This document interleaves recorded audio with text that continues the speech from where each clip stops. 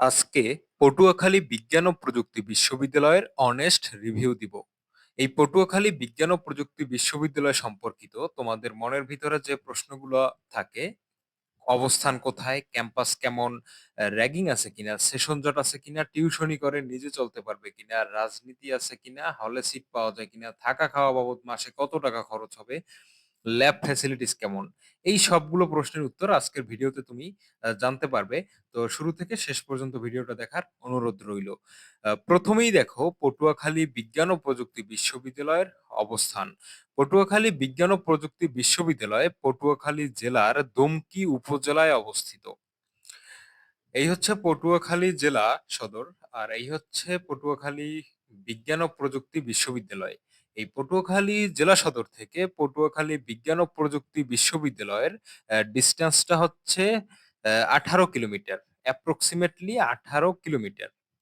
তো আমি আশা করতেছি তুমি বুঝতে পারছো যে পটুয়াখালী বিজ্ঞান ও প্রযুক্তি বিশ্ববিদ্যালয়ের অবস্থানটা কোথায়, শহরের ভিতরে নাকি বাহিরে। ঠিক আছে। তো তোমরা আসলে অবস্থান সম্পর্কে একটা ক্লিয়ার আইডিয়া পেয়ে গেছো ইনশাল্লাহ। তারপরে যে প্রশ্নটা তোমাদের মনের মধ্যে থাকে সেটা হচ্ছে ক্যাম্পাস কেমন। পটুয়াখালী বিজ্ঞান ও প্রযুক্তি বিশ্ববিদ্যালয়ের দুইটা ক্যাম্পাস আছে। একটা হচ্ছে ওই যে পটুয়াখালীর দুমকিতে, আর একটা হচ্ছে পটুয়াখালীর বাহিরে, মানে বরিশালের বাবুগঞ্জে একটা ক্যাম্পাস আছে ওদের।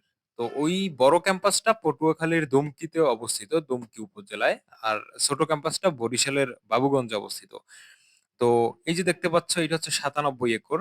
আর বরিশালের বাবুগঞ্জে যেটা আছে ক্যাম্পাস, ওদের কৃষি অনুষদ আর কি, ওইটা হচ্ছে 13 একর। তো টোটাল হচ্ছে 110 একর। এই যে ম্যাপে যে ছবিটা দেখতে পাচ্ছ, এটা হচ্ছে পটুয়াখালীর দুমকি উপজেলায় যে এই ক্যাম্পাসটা, ওইটার 97 একরের। আর এইটা হচ্ছে বরিশালের বাবুগঞ্জে যে ক্যাম্পাস আছে ওদের, কৃষি অনুষদ সম্ভবত, ওই ক্যাম্পাসটা, ওইটা হচ্ছে 13 একর। তো এই দুইটা ক্যাম্পাস মিলে পটুয়াখালী বিজ্ঞান ও প্রযুক্তি বিশ্ববিদ্যালয়ের মোট ক্যাম্পাস আর কি। ঠিক আছে। তো আশা করি এই ক্যাম্পাস কেমন এই প্রশ্নের উত্তর তোমরা পেয়ে গেছো। ক্যাম্পাস অনেক বড়। তারপরে তোমাদের মোস্ট ওয়ান্টেড কোশ্চেন, র্যাগিং আছে কিনা। তো আমি আমার প্রত্যেকটা বিশ্ববিদ্যালয়ের রিভিউতে বলছি যে বাংলাদেশের পাবলিক বিশ্ববিদ্যালয়গুলোতে র্যাগিং নেই। এমন দাবি যদি কেউ করে, আসলে সেটা সম্পূর্ণ ভিত্তিহীন। প্রত্যেকটা পাবলিক বিশ্ববিদ্যালয়ে র্যাগিং আছে। ঠিক আছে। তো পটুয়াখালী বিজ্ঞান প্রযুক্তি বিশ্ববিদ্যালয় তার ব্যতিক্রম না। তো র্যাগিং এর ধরনটা হচ্ছে তোমার মানে অপমানমূলক আর কি, মানসিকভাবে বিভিন্নভাবে তোমার মানসিকভাবে বিপর্যস্ত রাখা হইতে পারে প্রথম 2-3 মাস। তো ওই ক্ষেত্রে তোমার একটু মানাই নিতে হবে আর কি।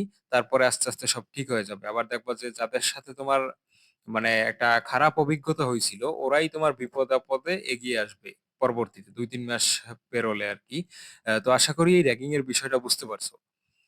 তারপরে সেশন জট আছে কিনা।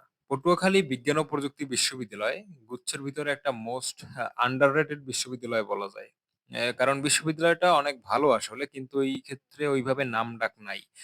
তো সেশন জটের ব্যাপারটা যদি আমি বলি, কিছু ডিপার্টমেন্টে সেশন জট আছে, আবার কিছু ডিপার্টমেন্টে আগে সেশন জট ছিল কিন্তু এখন নাই। কিন্তু এক কথা যদি আমি বলি, যে না, তেমন একটা সেশন জট নেই।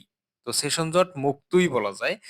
তবে করোনার ব্যাচগুলোতে সব বিশ্ববিদ্যালয়ে সেশন জট আছে। পটুয়াখালী বিজ্ঞান ও প্রযুক্তি বিশ্ববিদ্যালয়ে করোনার ব্যাচগুলোতে সেশন জট আছে, কিন্তু পরবর্তীতে বিভিন্ন আসলে পদক্ষেপ নেওয়া হয়েছে যে এই সেশন জট দূর করার জন্য।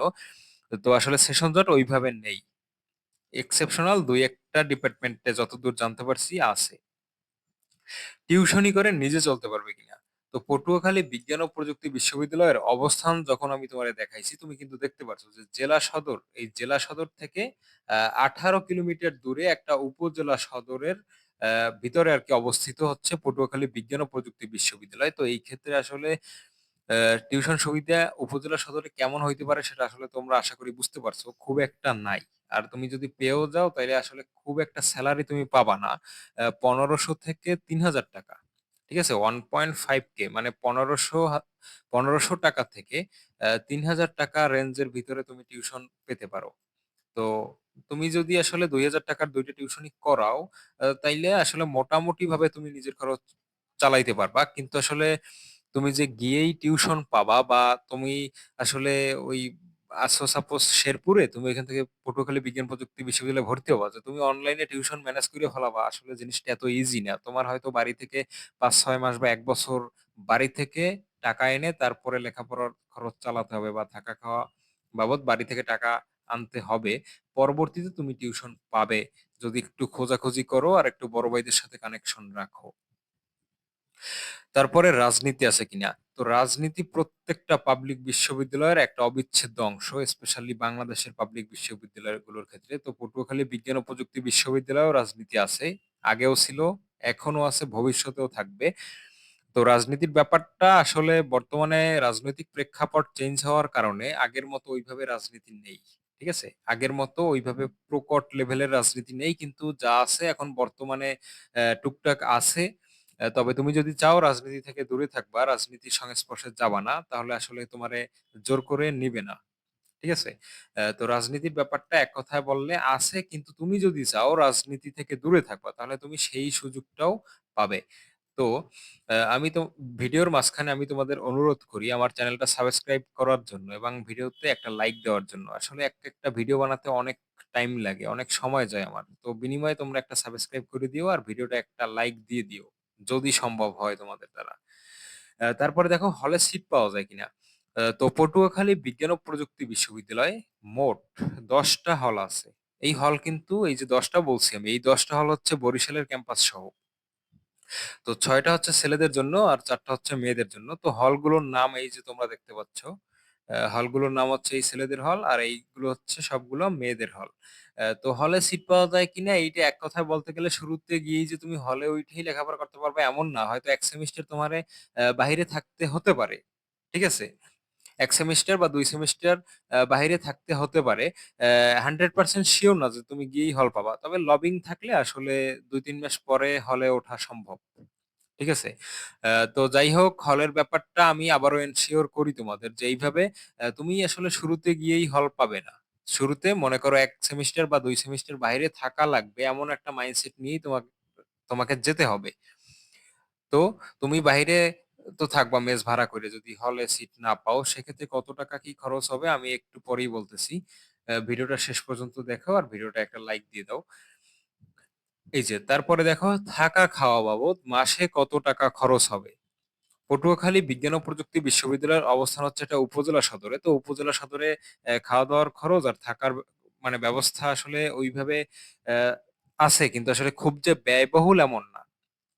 ঠিক আছে? খুব ব্যয়বহুল না। তো তুমি যদি বাসা ভাড়া ৭০০ থেকে ১,০০০ টাকা ধরো। ঠিক আছে? ৭০০ থেকে ১,০০০ টাকায় তুমি মোটামুটি একটা ভালো সিট পেয়ে যাবে মেসে। আর খাওয়া বাবদ ৩,৫০০ টাকা বা ৩,০০০ টাকা। ঠিক আছে? তো তুমি মোটামুটি ৩,৫০০ টাকায় ৩,৫০০ থেকে ৪,০০০ টাকায় থাকা খাওয়া তুমি কমপ্লিট করতে পারবা, এবং হাত খরচ বাবদ যদি তুমি ৫০০ টাকা ধরো তো মোটামুটি ৪,০০০ বা ৪,৫০০ টাকায় ৪,৫০০ টাকায় তোমার সবকিছু মোটামুটি কমপ্লিট হয়ে যাবে, যদি তুমি আসলে ওই উচ্চাভিলাষী না হও। তো কি বললাম আমি, থাকা খাওয়া বাবদ তোমার মাসে ৩,৫০০ টাকার মতো লাগবে, আর হাত খরচ বাবদ তোমার আরো কিছু টাকা লাগবে। সব মিলিয়ে আসলে ৪,৫০০ টাকার ভিতরে তুমি কমপ্লিট করে ফেলতে পারবা। তারপর দেখো ল্যাবে পর্যাপ্ত সরঞ্জামাদি আছে কিনা, বা তোমরা যেটা প্রশ্ন করো যে ল্যাব ফ্যাসিলিটিস কেমন। পটুয়াখালী বিজ্ঞান ও প্রযুক্তি বিশ্ববিদ্যালয় মোটামুটি পুরাতন একটা বিশ্ববিদ্যালয় এবং এর ল্যাব যথেষ্ট সমৃদ্ধ। গুচ্ছের ভিতরে বিশ্ববিদ্যালয়গুলোর মধ্যে অন্যতম সেরা একটা বিশ্ববিদ্যালয় হচ্ছে পটুয়াখালী বিজ্ঞান ও প্রযুক্তি বিশ্ববিদ্যালয়। এই বিশ্ববিদ্যালয়ের ল্যাব ফ্যাসিলিটিস গুচ্ছভুক্ত অন্যান্য যেকোনো বিশ্ববিদ্যালয়ের থেকে আমি বলবো এনরিচড। সেটা তুমি যেকোনো সাবজেক্টের ক্ষেত্রে বলতে পারো। সিএসসির ক্ষেত্রে বলো, ট্রিপলির ক্ষেত্রে বলো, সিভিলের ক্ষেত্রে বলো, বা অন্য কোনো ক্ষেত্রে বলো, বা ডিভিএম এর ক্ষেত্রে বলো। অন্যান্য বিশ্ববিদ্যালয়ের থেকে বেশ এগিয়ে আছে। মানে এই গুচ্ছভুক্ত বিশ্ববিদ্যালয়গুলোর মধ্যে ল্যাব ফ্যাসিলিটিস এর দিক থেকে আহ, এই পটুয়াখালী বিজ্ঞান ও প্রযুক্তি বিশ্ববিদ্যালয় এগিয়ে থাকবে সবসময়ই। তো আশা করি তোমরা বুঝতে পারছো। আবারও তোমাদের কাছে আমার অনুরোধ রইলো চ্যানেলটা সাবস্ক্রাইব করে দেওয়ার জন্য এবং ভিডিওটাতে একটা লাইক দেওয়ার জন্য। আমি কিন্তু গুচ্ছভুক্ত প্রত্যেকটা বিশ্ববিদ্যালয়ের রিভিউ আপলোড করে দিয়েছি অলরেডি, আরো সামনে দুই একটা বাকি আছে। তো তোমরা চ্যানেলে ঢুকলে দেখতে পারবা। আর তোমরা সবাই সাবস্ক্রাইব করে দিবা এবং লাইক দিবা চ্যানেলটাতে। আমি অনেক গুরুত্বপূর্ণ বিষয় ভিডিও বানাবো সামনেও। তোমরা ইউনিভার্সিটি লেভেলে উঠলে কিভাবে টিউশন খুঁজে পাবা, কিভাবে তুমি র‍্যাগিং থেকে বেঁচে থাকবা ইত্যাদি, ইত্যাদি বিভিন্ন বিষয়ে ভিডিও আমি আপলোড করব। তো পেতে হলে চ্যানেলটা সাবস্ক্রাইব করে দিও। আজকের ভিডিওটা এই পর্যন্তই। সবাই সুস্থ থাকো, সুন্দর থাকো। আল্লাহ হাফিজ।